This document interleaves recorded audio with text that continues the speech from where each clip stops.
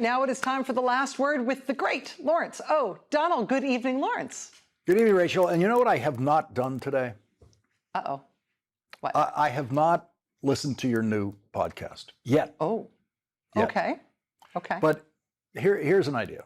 You got nothing to do after the show. Why don't you just run down the hall, come in here, and perform the podcast for me? I got a chair. I got an empty chair right here for you. Just come do on it as over like and a teleplay? Just kind of... Yeah, just do a reading? Yeah, sure. Okay. I'll play FDR or something. Okay.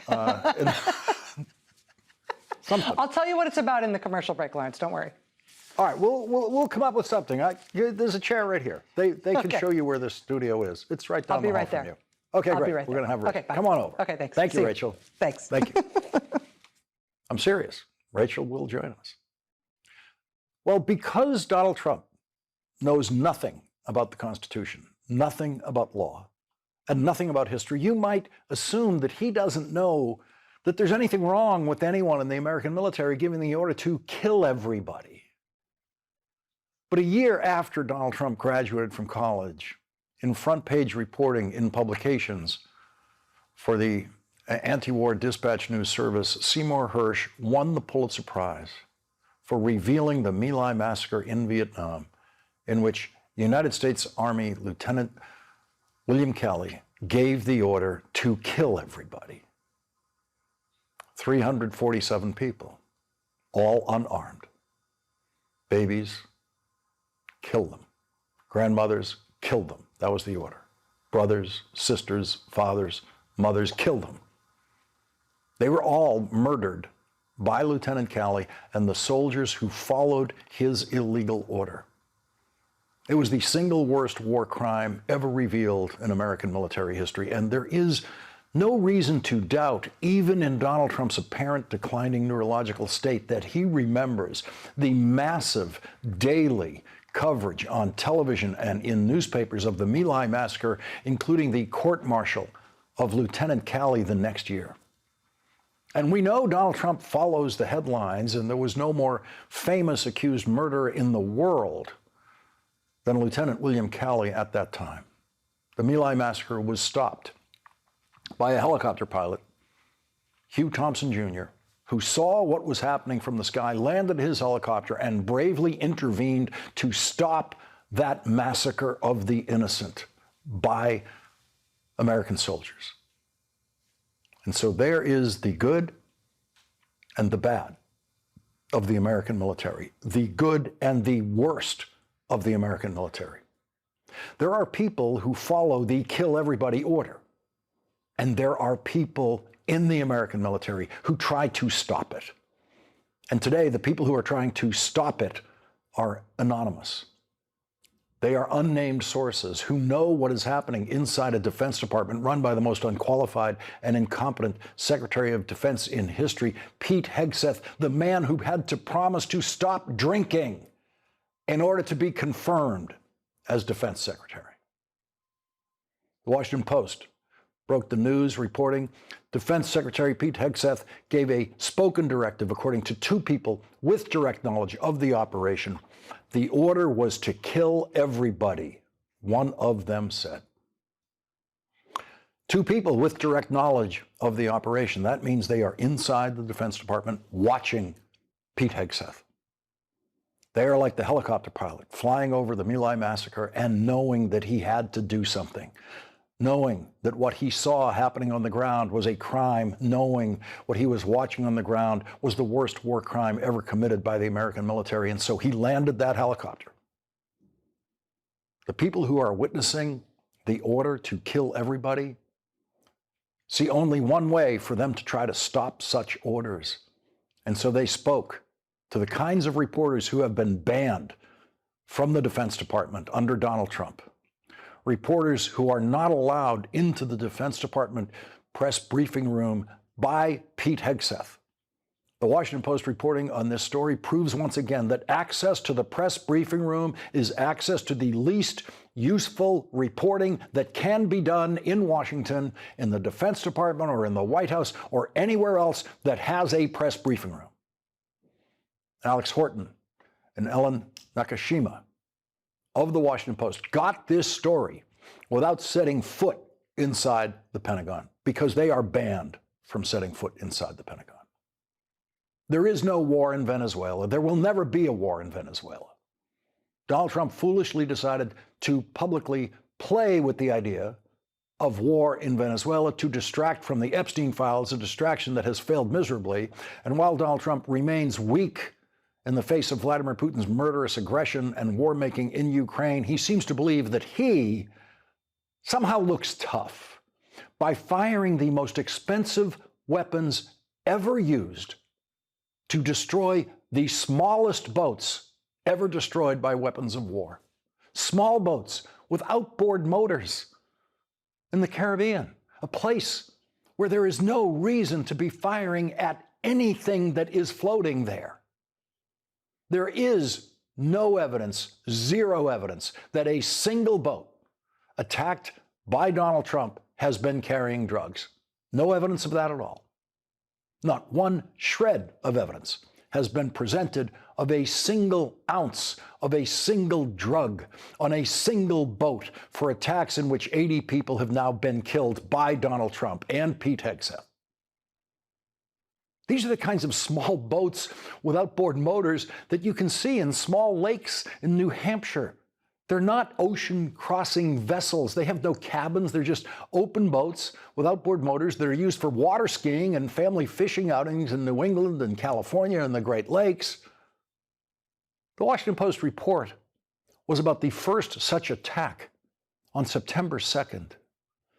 Quote, "A missile screamed off the Trinidad coast, striking the vessel and igniting a blaze from bow to stern. For minutes, commanders watched the boat burning on a live drone feed. As the smoke cleared, they got a jolt. 2 survivors were clinging to the smoldering wreck. The Special Operations Commander ordered a second strike to comply with Hegseth's instructions. 2 people familiar with the matter said the 2 men were blown apart in the water. The commander overseeing the operation from Fort Bragg in North Carolina, Admiral Frank M. Mitch Bradley, told people on the secure conference call that the survivors were still legitimate targets because they could theoretically call other traffickers to retrieve them and their cargo, according to 2 people. He ordered the second strike to fulfill Hegseth's directive that everyone must be killed. Today, the White House press secretary, who has never conducted a press briefing without lying, said that Admiral Bradley issued the order for the second strike on his own without Pete Hegseth telling him to do that. And Donald Trump's first instinct, as we know, is always to lie about everything. And so when asked about this, the very first words out of his mouth were, "I don't know anything about it." That's a classic Trump statement. He always says that. That's what Donald Trump says every time he's asked a question about a difficult subject. "I don't know anything about it." And that is what Donald Trump did this time, before then revealing he does know something about it. And according to him, he spoke to his possibly criminally liable defense secretary, who is now accused of giving the order to kill everybody. Can you talk a little bit about the strikes and the controversy around Secretary of Defense Pete Hegseth? I don't know anything about it. He said he did not say that, and I believe him 100%. You don't know if there was You're talking about the 2 men? The second strike to kill the 2 men. No, he said he didn't do it. If there were a second strike that killed wounded people wounded in the first strike, are you Well, thinking number one, that would be legal? Number one, I don't know that happened. And Pete said he did not want them. He didn't even know what people were talking about. So we'll look into it. But no, I wouldn't have wanted that, not a second strike. So Donald Trump is now claiming he wouldn't have wanted the second strike. But reports indicate this is not the first time there has been a second strike. According to the Washington Post, the Defense Department told lawmakers that second strikes on these boats are done to eliminate any of the floating wreckage of these very, very small boats so that other ships at sea won't bump into that wreckage. Ships at sea, freighters, tankers, they wouldn't even notice that they'd hit that wreckage. They'd never know. That's how insignificant it is. Post reports the idea that wreckage from one small boat in a vast ocean is a hazard to marine traffic is patently absurd, and killing survivors is blatantly illegal, said Representative Seth Moulton, a Marine Corps veteran and vocal Trump critic who received a classified briefing from Pentagon officials on the strikes in late October with other members of the House Armed Services Committee. Mark my words, it may take some time, but Americans will be prosecuted for this. This is Seth Moulton speaking. Will be prosecuted for this either as a war crime or outright murder. That's what Seth Moulton said about it. There will be congressional investigations. The Republican chairman of the House and Senate Armed Services Committee have said that their committees will investigate this killing. Here are two Republican members of the House Armed Services Committee. If it was as if the article said, that is a violation of the law of war. When people want to surrender, you don't kill them. Obviously, if that occurred, that would be very serious, and I agree that would be an illegal act. Senator Mark Kelly is a member of the Senate Armed Services Committee. He has publicly urged members of the United States military to refuse to follow illegal orders. He says he would not have followed the order to kill everybody. Based on what CNN is reporting, what the Washington Post is reporting, do you believe if there was a second strike to eliminate any survivors, that constitutes a war crime? It seems to.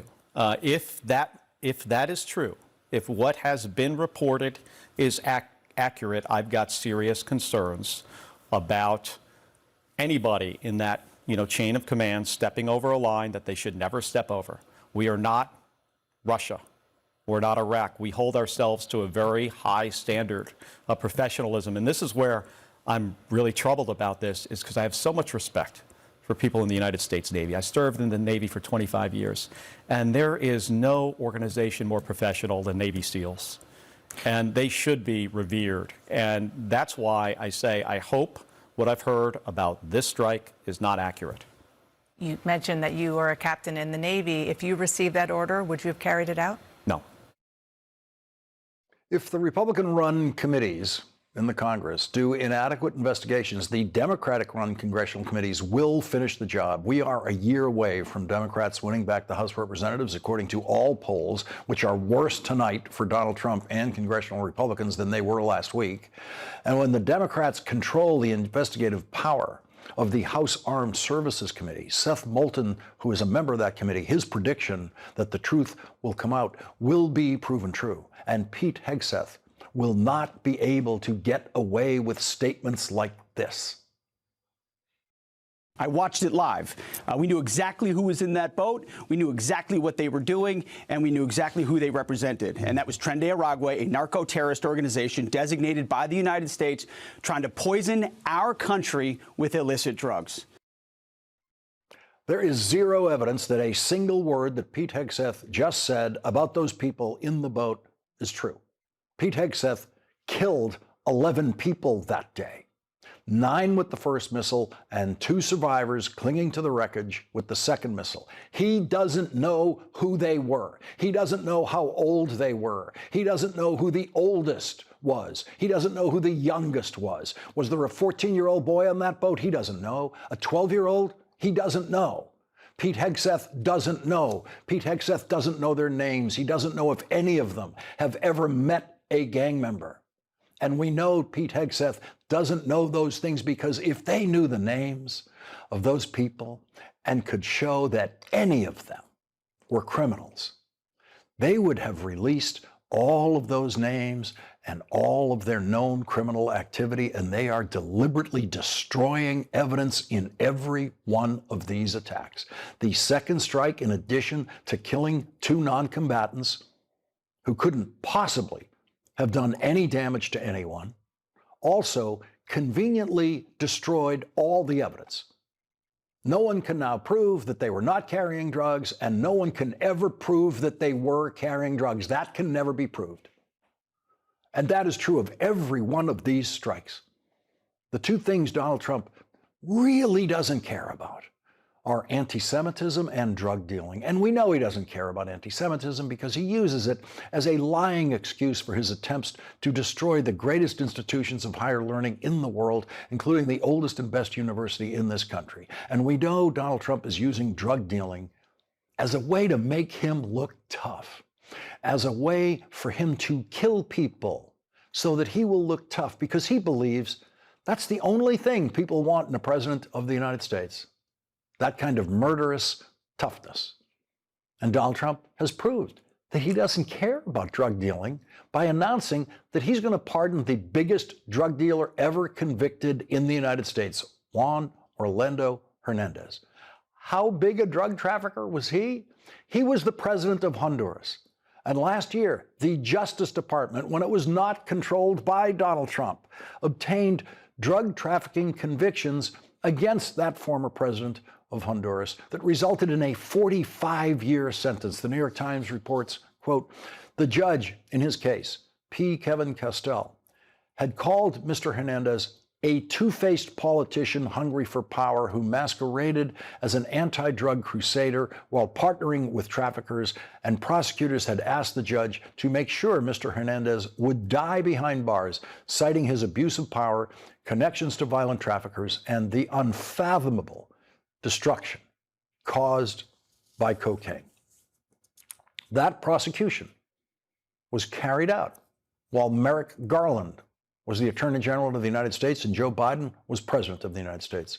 Criminal defendant, former President Juan Orlando Hernandez, testified in his own defense in federal court in Manhattan. Former President Hernandez called the witnesses testifying against him, quote, professional liars. The jury heard his testimony, and a jury of 12 Americans who listened to every word of that testimony, listened to every word of the defense, and after hearing every word of evidence and examining every exhibit, they unanimously found Juan Orlando Hernandez guilty. And Donald Trump says that that jury was wrong. That jury of 12 Americans completely wrong.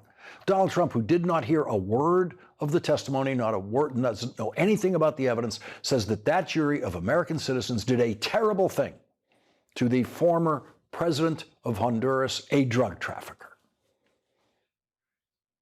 It was a terrible thing. He was the president of the country, and they basically said he was a drug dealer because he was the president.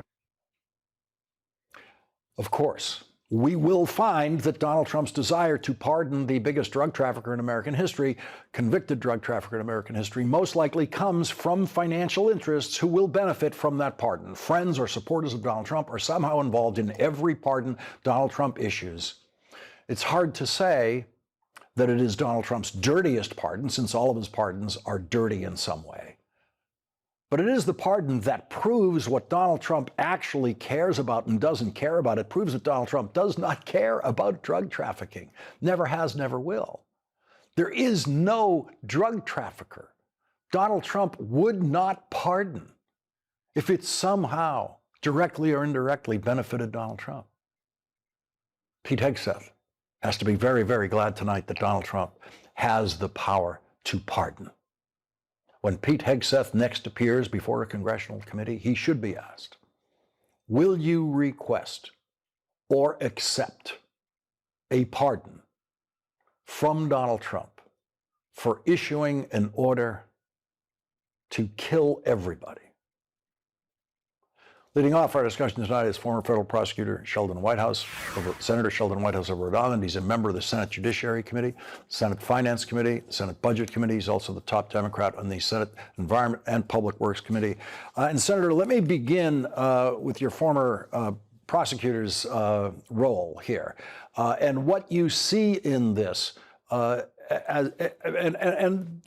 This point, is it possible to commit a war crime if there isn't a war? What do we call it when there isn't a war? I guess the common word would be murder. Is that what you see here? I don't know enough about the circumstances to, make a final legal determination.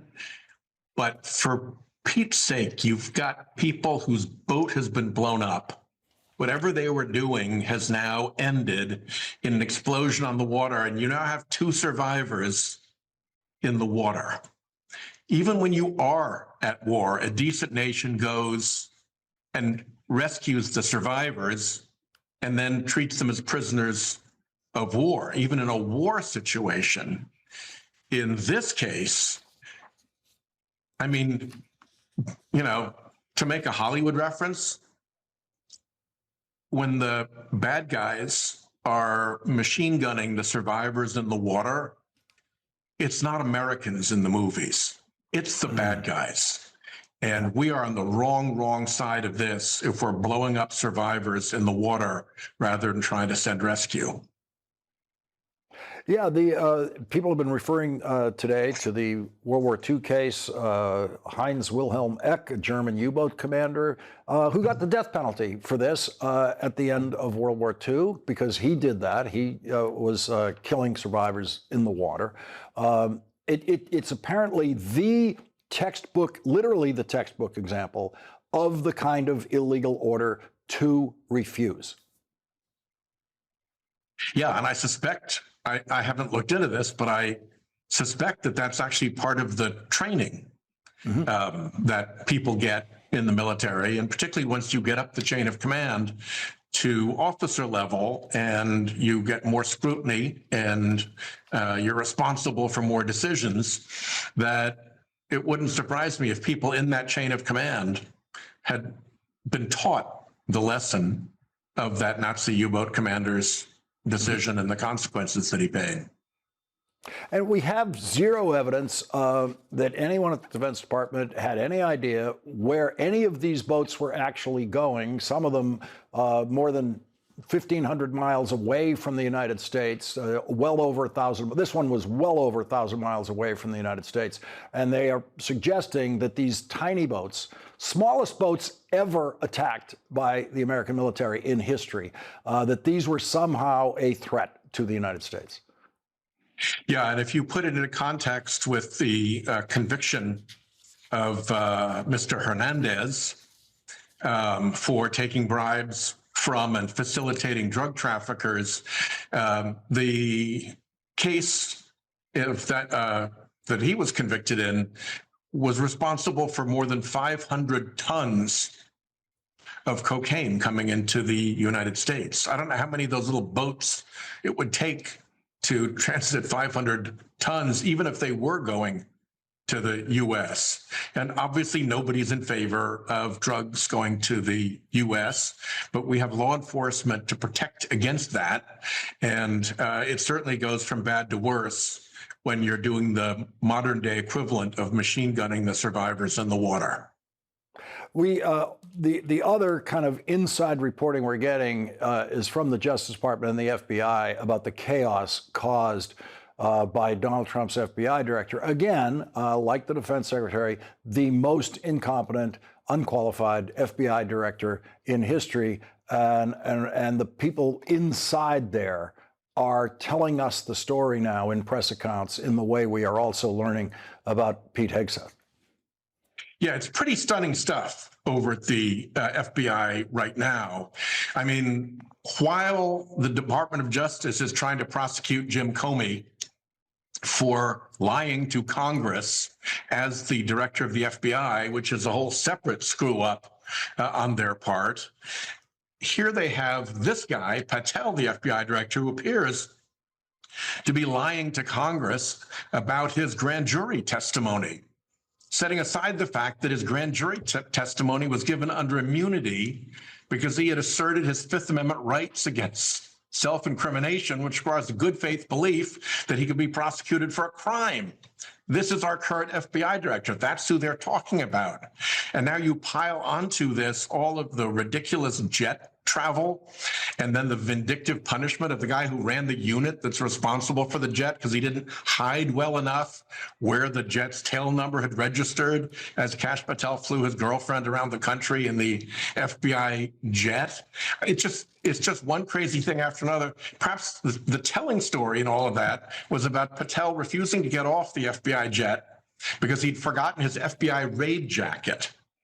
And he wanted to cosplay with Kristi Noem and all the rest of them who like playing dress up in these responsible positions. So somebody had to go and scramble and try to find a medium-sized FBI jacket so that he could come off the plane looking all FBI. And then it didn't have the right patches on it. So then they had to go do a second search for patches to put on his FBI jacket. And then finally he could come down off the FBI jet and, present himself to the FBI agents who were doing real work on real cases, trying to really protect America.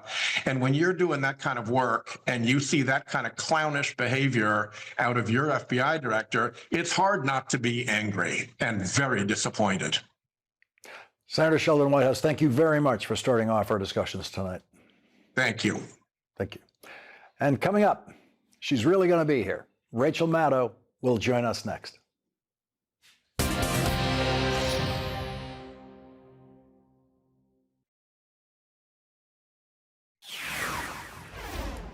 I've got this big script to introduce our discussion, and I could go on and on with that, as you know I'm likely to do.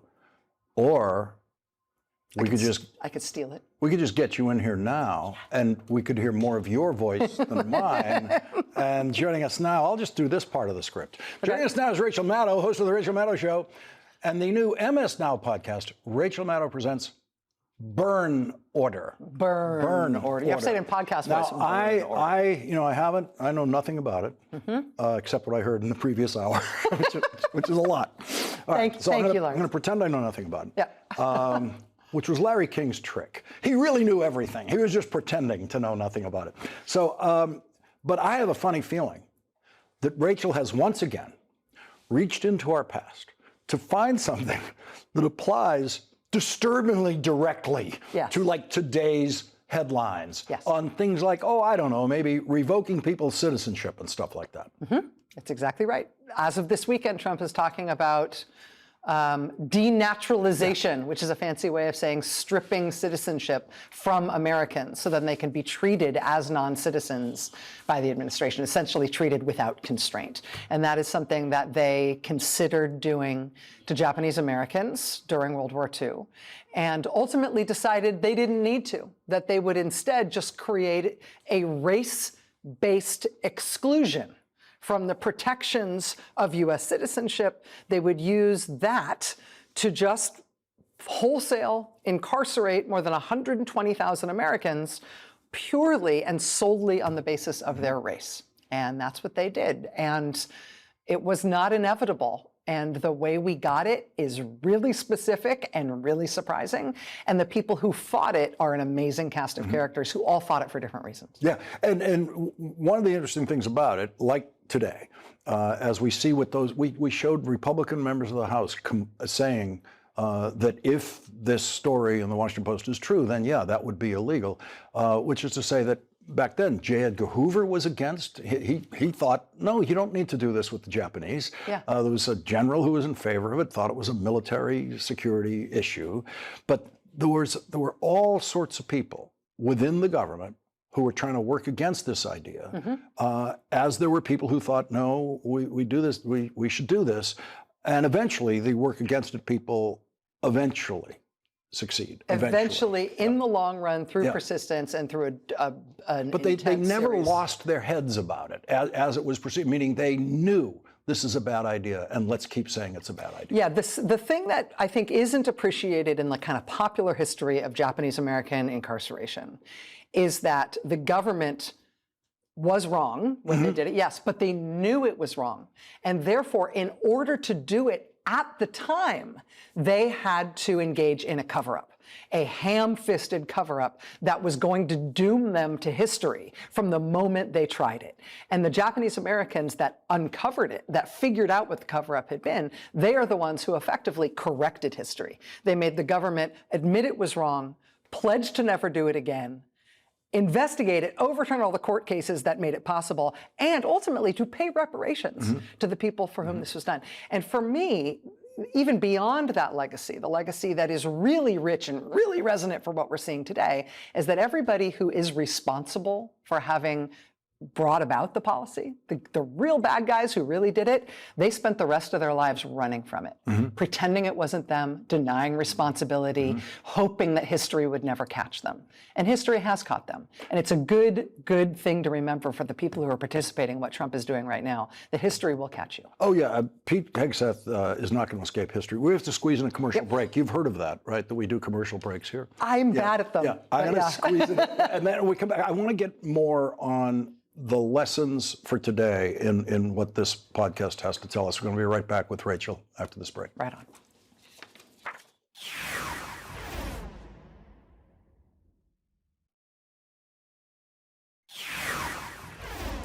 I think the control room just made a huge mistake. Oh, no. They should have been recording the commercial break. I know. Because that was better. That was better than what we did on TV. And We should just always roll tape whenever we're yeah, taping. just from now on, when this one's on, just roll it. So lessons for today in what you've studied about this Japanese internment, which the podcast is about. I think for me, the most important lesson in this is that the people who fight these things do so in unpredictable ways for unpredictable reasons and with unpredictable results. And human nature is such that when we are up against something that is wrong, whether or not it affects us directly, each of our consciences is going to be called in different ways to act in different ways. And so there was a fight against Japanese incarceration in the Justice Department, and there was a fight within the military, and there was a fight within the Japanese American community, and there was one politician, effectively, who stood up against it. So there was not a big fight within politics. And each of those people paid a price for having stood up against it. But if you take a long enough view at it, they were all vindicated. And the villains of this story are forgotten, but the heroes are remembered. Ralph Carr is the politician in Colorado, the Colorado governor at the time, who stood up when almost nobody else in politics would say anything. And he suffered for it. He lost election in 1942 when Republicans won everywhere. He lost and never held elective office ever again. But right now, all over Chicago, there are buildings named after him, highways and bridges named after him. He was proclaimed the Coloradan of the century by the Denver Post when they did that sort of thing. And he's remembered, whereas the man who is the architect of Japanese incarceration had to hide it his whole life and live in shame about it, and he has forgotten. And I'm going to make him famous again with this podcast. Yeah. But the history will out you if you try to get away with something this evil. And there were lawsuits that went all the way to the Supreme Court. It was all part of like what we're seeing now. The lawsuits, every front was fought. Rachel, thank you very much for joining us. Thanks, the Lawrence. podcast is Burn Order. I'm going to start listening to it as soon as I get out of this chair tonight. First 2 episodes out tonight. It's 6 episodes only. The rest of them come out Mondays from here on out. Can't wait. Thanks, Thank you, Lawrence. Rachel. Thank you. Thank you. Well, coming up, you will never forget the first time you saw and heard our next guest. You will see that amazing moment again when poet Amanda Gorman, who is now a UNICEF ambassador, joins us next. Yes, Amanda Gorman.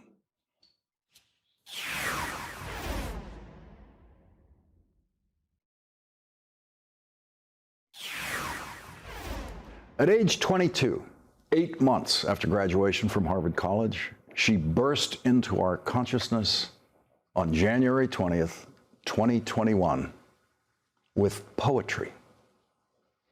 We will rebuild, reconcile, and recover in every known nook of our nation, in every corner called our country. Our people, diverse and beautiful, will emerge battered and beautiful. When day comes, we step out of the shade of flame and unafraid. The new dawn blooms as we free it. For there is always light if only we're brave enough to see it, if only we're brave enough to be it.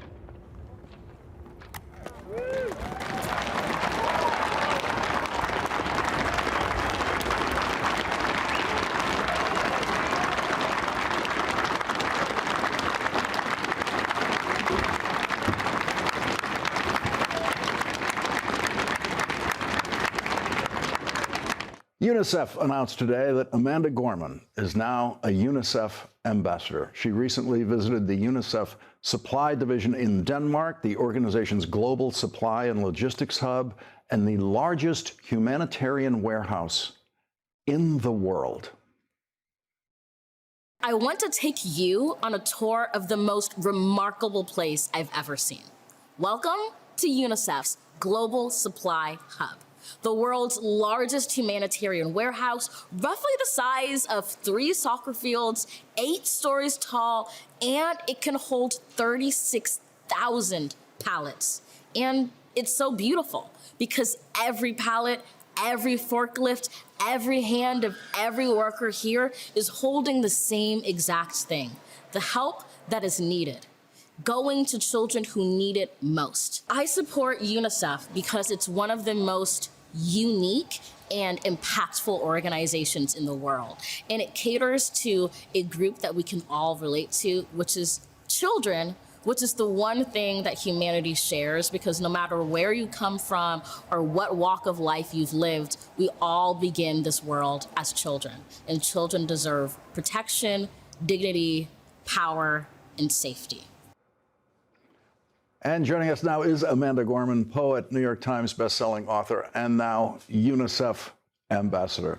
Madam Ambassador, welcome to your first appearance as an ambassador. It's so great to see you. It's so great to meet you. Really, it is an honor. We were all, those of us sitting at home, having that moment when you came up to that microphone at Inauguration Day was something like none of us have ever experienced in an inauguration. Give us a minute of what it was like for you, that last step up to the microphone before you speak. What are you feeling? I felt so much. I think, to be honest, once I got up to the mic, I wasn't nervous anymore. I was so terrified leading up to it. But the interesting thing is, at that point, the president, vice president are at my back, so I'm not seeing them anymore. And all I see in front of me is the National Mall, and I see the Lincoln Memorial, and I think about my heritage and where I come from, and it just felt like the doors of time and history had opened up for me. And from there, it was impossible to be scared because I felt so much courage from my country. It was every word, especially when you became the poet, the first poet ever at an inauguration, to refer to Madam Vice President was so powerful. I wanted to explicitly do that because it was such a huge moment in history, and I didn't know when we would be able to have that again. And to me, words matter, even if it's just introducing a poem. And so it was such a deep pride to be able to say that full-chestedly. You know, I've been working with UNICEF for 15 years. Yes. And I've never been to the supply hub. I'm so jealous. I was looking at that shot going, wait a minute, how has this happened that I've never stopped by on the way to or from Africa? Oh, you should. I think you would love it. I mean, to me, it's one of the most fascinating places on earth to see all of the nuance of the supplies that are being provided to children, not just vaccines, not just medicine, but psychological and educational tools, mental health tools, food for severely malnourished children. And so it kind of opens your eyes to the huge capacity that can be done on a humanitarian level for children, which you have so much experience in. So we got to get you in one of those forums soon. Yeah, we got to do it. I've been working in Malawi for 15 years on girls' education, getting girls through high school, where, as you know, it's not free. It requires tuition. We've done a lot of work there. And you are the second UNICEF-related poet to appear on this program. Oh. I want you to listen for a moment to the first. Let's listen to this. My poem is entitled Little by Little. Little by little? Yeah. Okay. Little by little we'll go. No matter how far the distance is, we are not shaken. Little by little we'll go and reach our destination.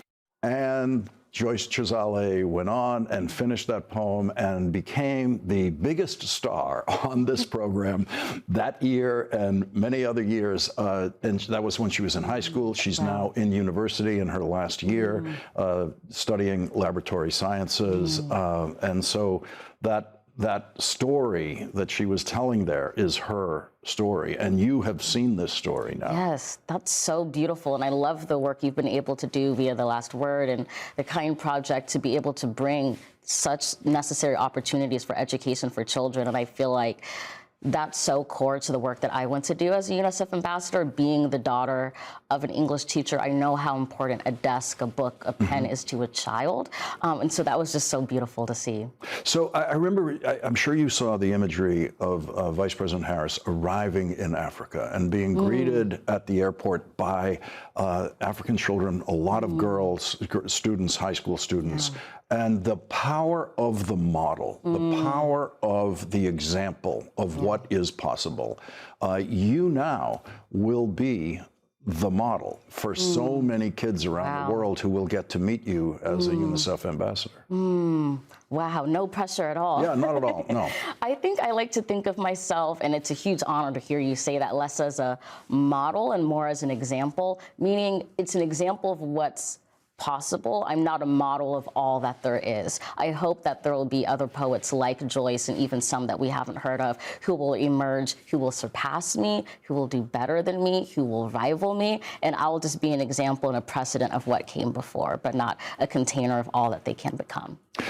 Talk about what it feels like to be able to do this, what it feels like to be able to give your time, your support, to try to help other people this way. Absolutely. You know, it's interesting because I'm a poet, obviously, professionally by trade, but I think words get their best and deepest meaning when they're paired with action, and which is why I think it's so incredible that literally a program called The Last Word is putting your words where your mouth is and really using your viewership to help encourage children all over the world to learn, specifically in Malawi. And so for me, it has so much meaning because it means I'm not just talking the talk, writing the write, I'm walking the walk, I'm living my poetry, I'm embodying it. And I think that's the highest level at which we can experience art. One of the things that I've tried to explain to people, and you will as a poet, is how much it benefits you when you give. People think of it as a gift to other people. It is a gift to us to be able to be in this position, to be able to do this. Absolutely. I think of it kind of as acting with my hands open because I'm both giving and I'm receiving at the same time. And I think when we give, particularly when we give to children, there's no way in which we cannot be changed. And I think living in that transformation is one of the most powerful things we can do. You've lived it. You continue to live it through this program. And I hope it's something that your viewers can really be empowered to do as well.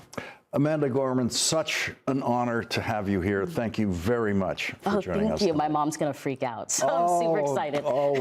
Mom, you did a good job, as everybody knows and has known for a long time. Thank you very much for joining us. We'll be right back.